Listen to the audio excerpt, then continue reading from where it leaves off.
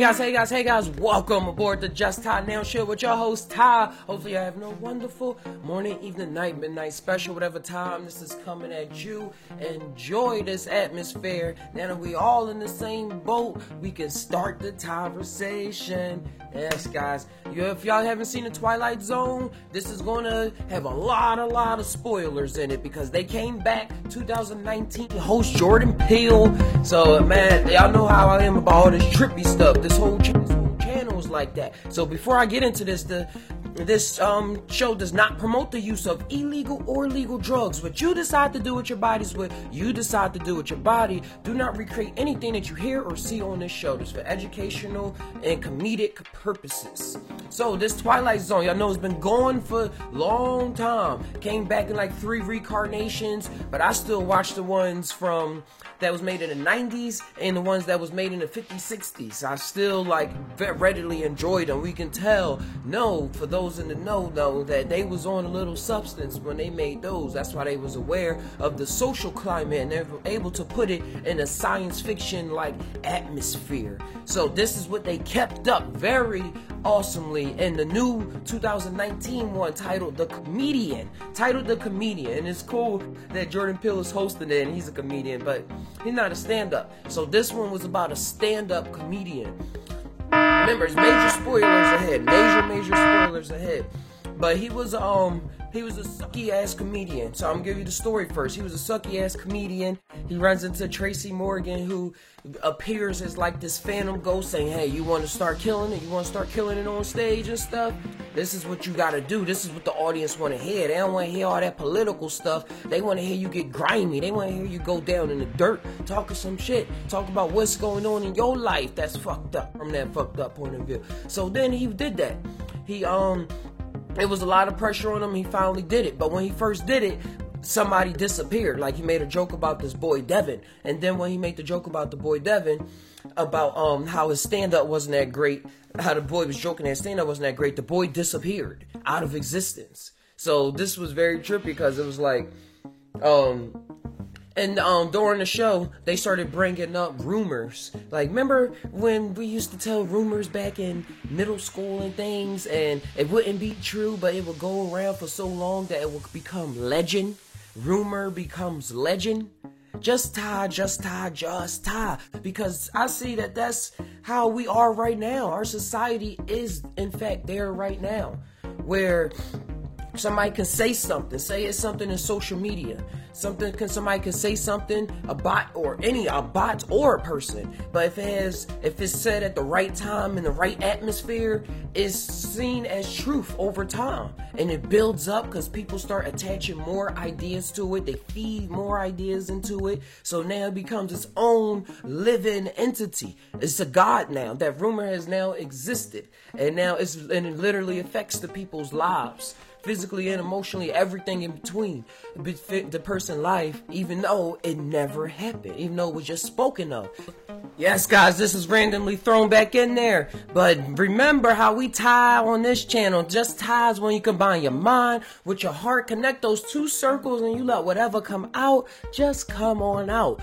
And how this ties into my world, because I'm Twilight, all my world's Twilight Zone as well, is that watch what you say. Watch what you're willing to say in order to get a laugh, in order to get a like, in order to even make yourself feel better some way on the inside. Like saying bad, mean things about family members or about your friends, or even just saying scenarios that you don't wish to happen for yourself. Our words carry so much energy. To me, our words are crystallized thoughts. So when the thought and ideas are all like, think of y'all out there, think of Plato when he ties about because Plato tied too. When he ties about the world of ideas and forms and stuff like that, and how it's a circle, but it's a more perfect circle that exists somewhere else.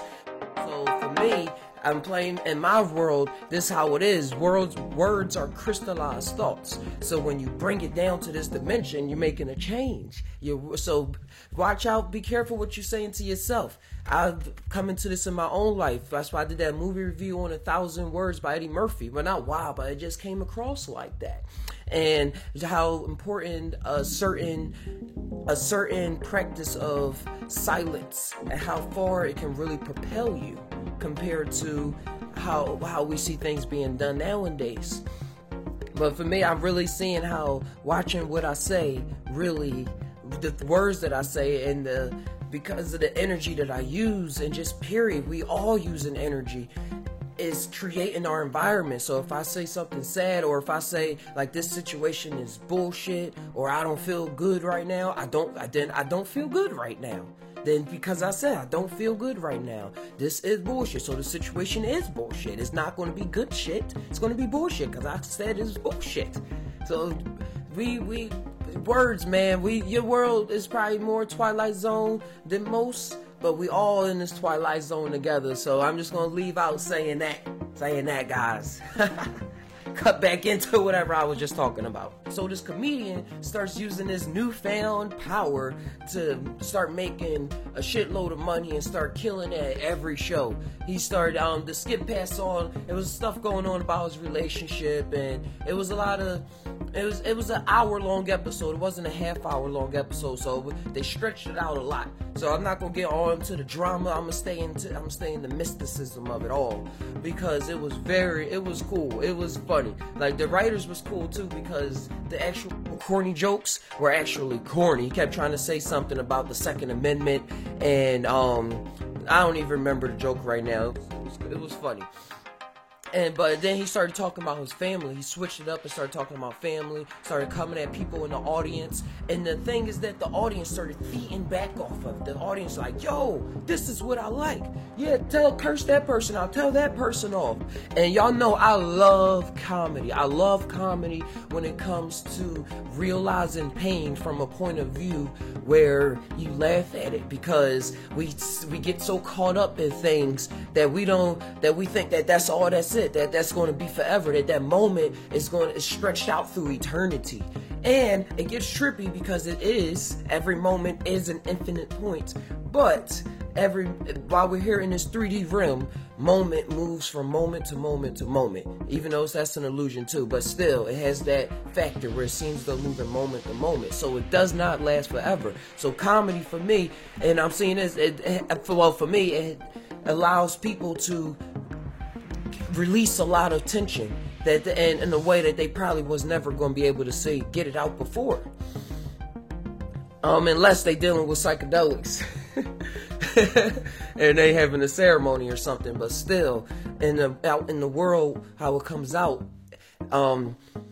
you get there, comedians get there, you get at the hecklers, a heckler try to say your joke is corny. This was what's happening in the show. These people that was doing the hedge funds. And this was a guy, he kept going back.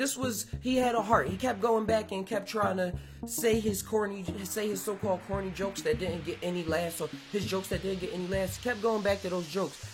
But they wasn't killing it. They wasn't killing it. And they kept saying that joke in there too, like, yeah, kill him on stage. They killed him on stage. And at this point, when he was hearing that, he was just accepting and happy. And even though he knew every time he talked about a person, they disappeared. So he started using that as a strategy. He had a whole book. That's what I mean. He had a whole book because he was not able. He didn't know how to deal with all this past stuff all the way back from middle school and high school and things like that. So he was just making people disappear, and why it was justified in his head is that the Tracy Morgan Gross figure was saying that those people ain't really dying, they just never existed, so you ain't killing them, they never existed once you talk about them. So then it's like, yeah, the problem never existed now that you talked about it, which is a kind of good thing. But in my realm of reality, just Todd, it's just me. It's better to talk to that person one-on-one. But when it comes to money, when it comes to fame, when it comes to not wanting to be poor, when it comes from wanting to be accepted for a practice or something that you want to be seen for, the things that the human mind gives into, or the things that the human mind creates, because we all creating this. I think just how is that we all creating this reality, every bad, every so-called good. So we recreating all of this stuff instead of dealing with it in a more harmonious way. Be like, yo, I gotta get that money, I gotta get this respect, I gotta put these laughs on these people's faces no matter what, even if people are disappearing. Like, that's how dramatic it was. Like, Twilight Zone, I like how they push the envelope with the science fiction. So when something bad go happen and I gotta cut, it's like, no, the unit of the planet just fell out the sky or something like that because the ant was just died. Like, the correlations between certain subjects is not how we see on Earth when 1 and 1 is like a 1 equals 10 and things like that, or 1 equals 5, this is 5 fingers. And I see that is how life really is, because I'm really emotional. I vibe with my emotion. Like, me and them is one thing. So it's a whole nother world of feelings. Like a color, like say a color blue. It can mean one thing to you, it can mean a million things to me because of how I feel about it. You could say it's blue, it has the pigmentation blue, the light bouncing in, stuff like that. But it's still a whole nother world of blue. A whole nother emotional 4/5 this dimensional world of blue. So that's what I see the Twilight Zone when they push the exaggerations, like, oh, people disappear. Because then I ran across this in the comment section. Look at social media. Check out social media.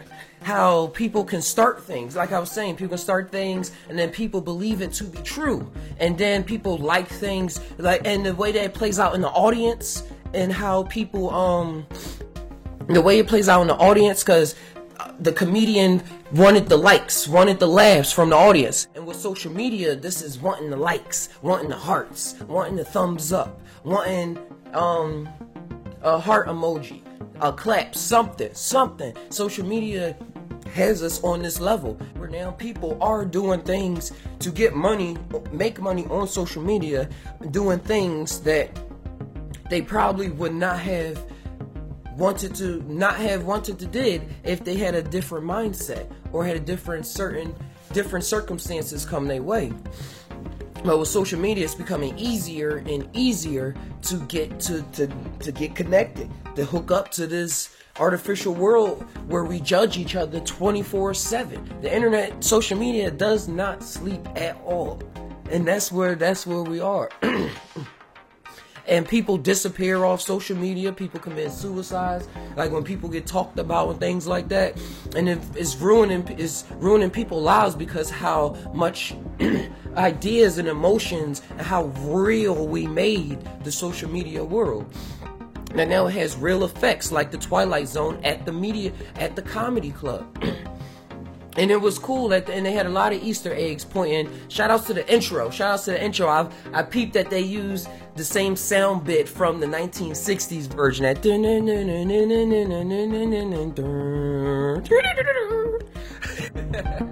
but yeah, it was fun. It was fun watching it because, like I said, he kept going back. He kept trying to go back to his first material, but it wasn't working, and he was even willing to turn on his girlfriend and things like that. And even the one person in the end started climaxing because his girlfriend popped in and he didn't know. He wanted her to leave because he felt all this tension, like, yo, I'm about to say something about you. Like, he felt he was in that vibe. And you saw the other person struggle coming back out of him to try to stop it. Like, no. Because he was just riffing. He was going off the riff. He's like, ha ha, yeah, that's just trigger fingers everywhere. And it was and he had a role partner who was doing comedy just as much as him. It was an awesome lady, and he was trying to stop saying her name. Like, whenever he said somebody's name, that's when they disappeared. And that's what reminded me of Death Note.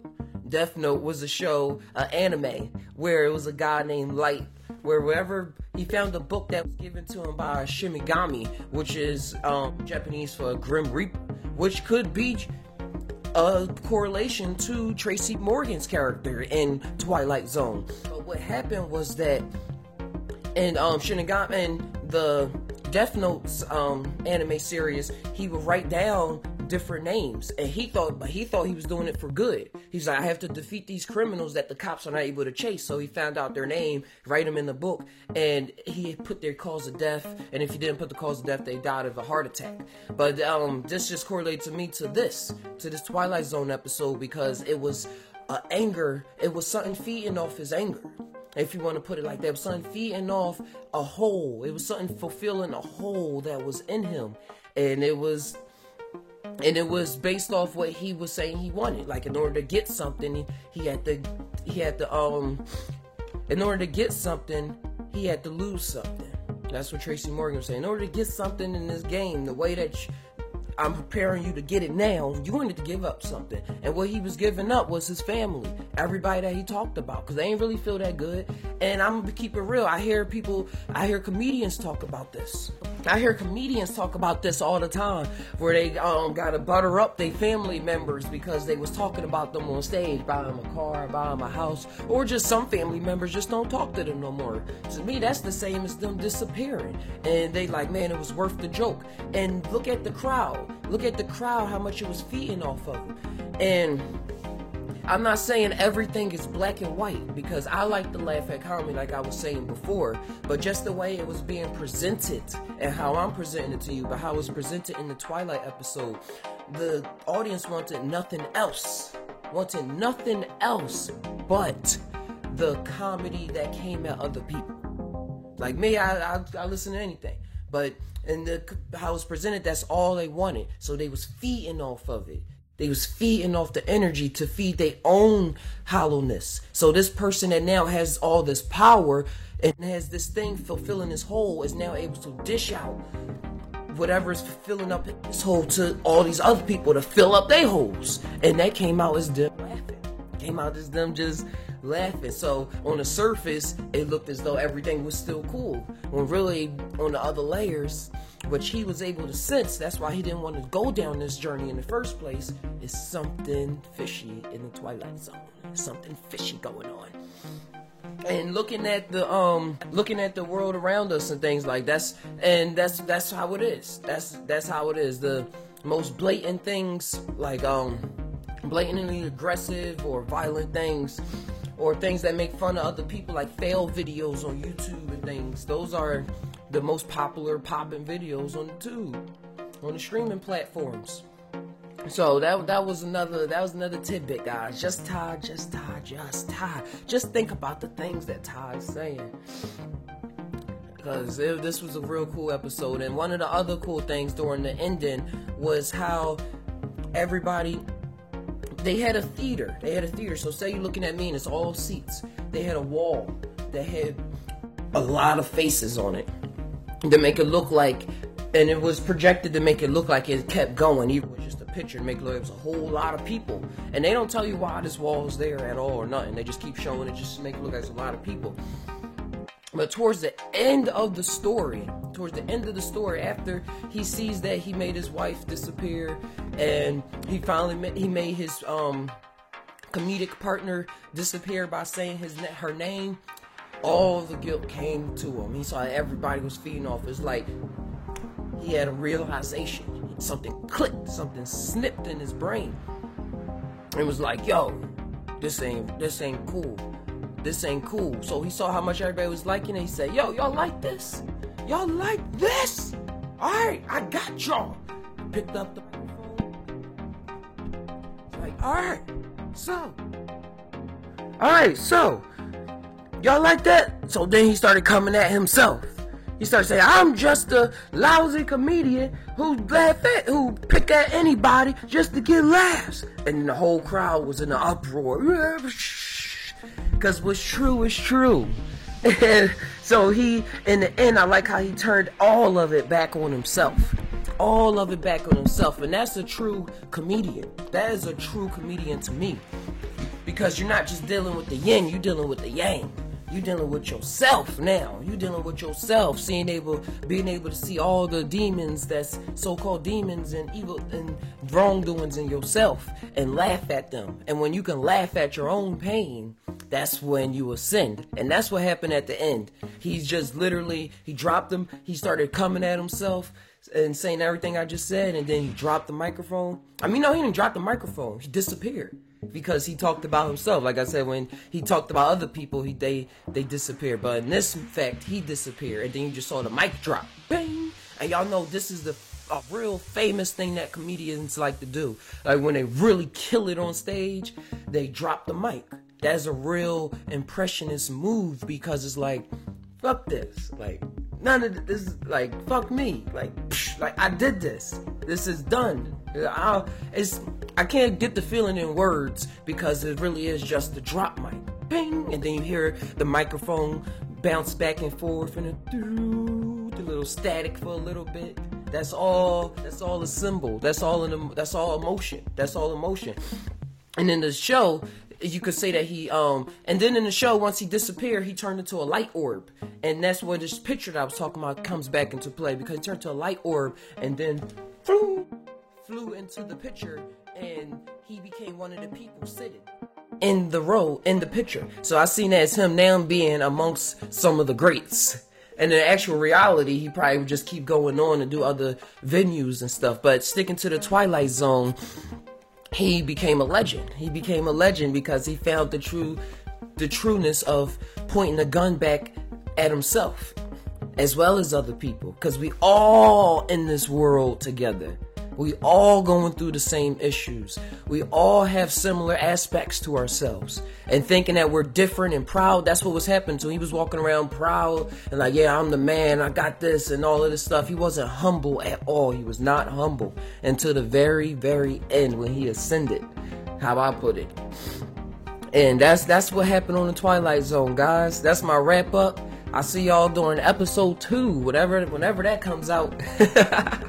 But yes, guys, yes, thank y'all for tuning in. Make sure y'all drop a like, subscribe for more videos. This has been Just Ty. Just think about it, man. Just think about these things. And I'm going to say, guys, we all tie. But do we really tie? Sometimes I don't know, dude. Sometimes I really don't know. Until next time, it's Ty saying Ty always. Talk that Ty. Adios.